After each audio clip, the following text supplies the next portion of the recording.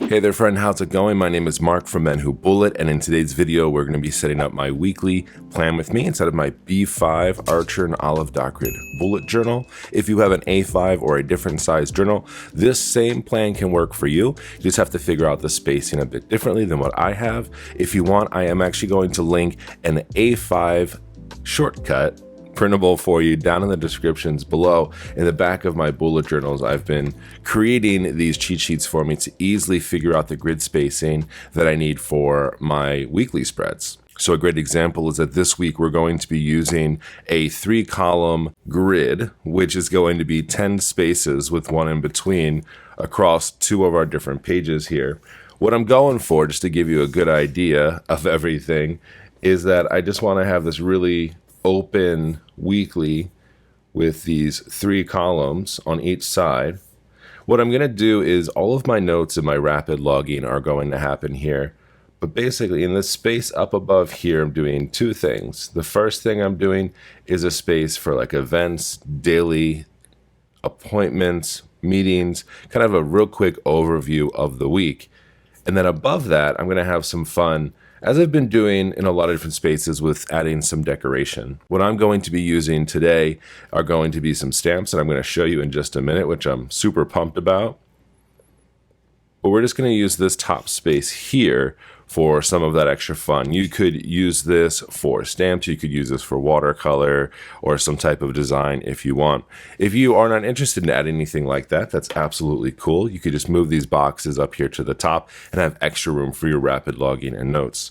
So to set this up, what I did right off the bat is I just moved down a handful of spaces. 1, 2, 3, 4, 5 from the top is what I did for the decoration part, I'll call it. Then what I did is I boxed off each of these columns for myself, because I am going to use a fine liner. We're going to create a box inside of here, and then we'll just have kind of a visible line of what we need to keep within as we're writing down in these note sections here.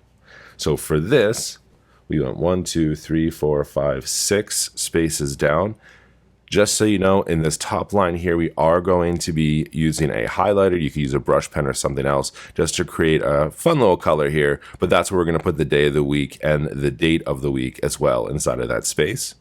And then everything below this is going to be, I'm not going to count those out because that's a whole lot of squares that are going down there. And this is really how you can set yourself up. So if you have a different size journal, all you're going to do is count the spaces that you have across your page and then divide those into 3. And that should get you exactly what you need here. But you can really adjust this depending on what you need. So the materials that I'm going to be using today, as you can see, I've got some ink and an acrylic block here. I'm going to be using a really fun brand new stamp set that I just got from Blot Shop. You can visit her shop at inkblotshop.com. I also just became an affiliate with them. I just fell in love with these so much. And if you'd like to purchase any of these that I bought, I'll show you a handful of them in just a second, you can go to the link in the descriptions below to check all of them out. This one is called Accents. This is what she calls a background builder. So you can use all of these cool shapes to build out different backgrounds, whether it be on cards, journals, mixed media, whatever you want. I'm going with this because I really love the way that these look, and you don't even need stamps to do this, right? You could easily draw some of these X's and some of these fun shapes, but I just love stamps. It's nice and easy, and I love to use them. So we'll be using some of these different shapes just at the top of here to add a little bit of extra interest. Now, I also did get some other ones that she sent along to me. This one is so fun. It's called Fruit Salad. So you have all these different fruit shapes, and then you can choose to do like a stipple inside, or you can use a color and then put the outline over top, which I thought was super neat. And then I have to really get into these a bit more, but she sent me these awesome planner ones as well. This is a really fun one. This one is called Journaling Spots. A lot of really neat pieces, a lot of little fun paper clips and days of the weeks and things like that. This one I got, I'm super excited about this one. This one is called Arts and Crafts Icons. So we've got paints and tapes and ink and all kinds of fun, neat things. Along with that, not that I'm using all of these today, but in the future, she also sent me these two fun ones. It's called Date It and Track It. So it's a really cool Track It stamp that you can use, and then also one for calendar dates, signifiers down here as well, and some other fun little things. So if you liked any of these, head on down to that link below. You can check out her shop. It's pretty awesome. So first, let's go ahead and let's actually do the highlight first. And that might seem a bit weird, but if I go over my lines a little bit, it's okay. I'm going to be using a mild liner. This is the cyan color here, and I'm going to be using the chiseled edge.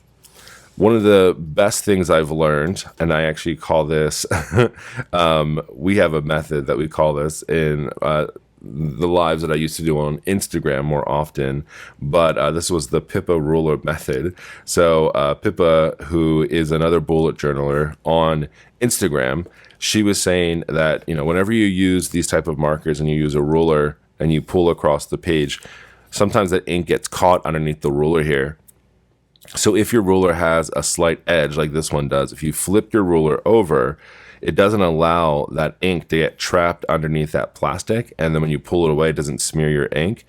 So as you can see, and I'll demonstrate it here, I can pull that down here and pull it across without any issue of it getting caught underneath of there. It's just one of those fun tips, tricks that we learn along the way where you're just like, oh my goodness, why didn't I know about this when I first started using these? And as much as I love mild liners, truth be told, sometimes they can be a little problematic. All right, next part here is I'm just going to go through and I'm just going to use my ruler again. And then what we're going to do is go line for line, and we're going to create that border all around these.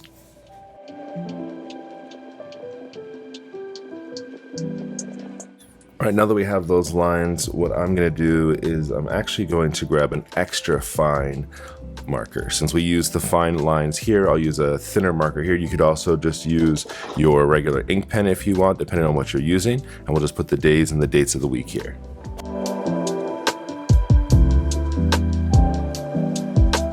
All right, now we have our Monday through Friday. We have a weekend space over here as well for any type of events and things that might be going on. If you like to have a full Saturday, Sunday split, you could even take this block here and move it down a little bit, give yourself some equal spacing over on the right-hand side if you want. It's totally up to you.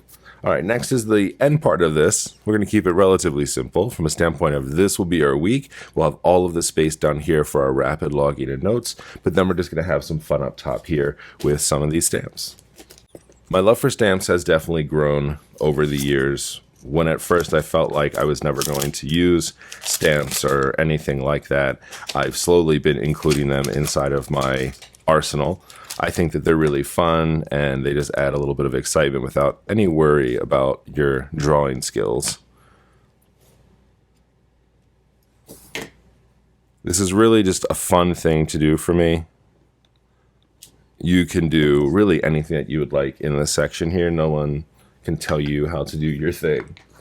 And all I'm doing is just finding some random shapes. That's what I think I liked the most about this one here, is that there are so many different shapes.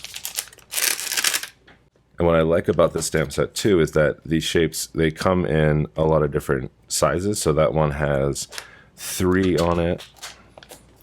And then like this one has 2 on it here. So you can get a bit of an idea of what you're doing. I love to actually lay them on the page, flip them over, and then you get exactly where you want your stamps to be and placed.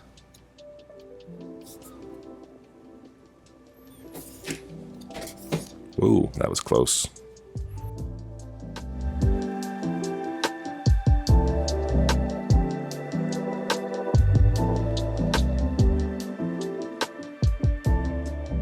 All right, we made it out of that stamping session relatively unscathed. A few little spots over here, but that's just ink. It gets all over the place.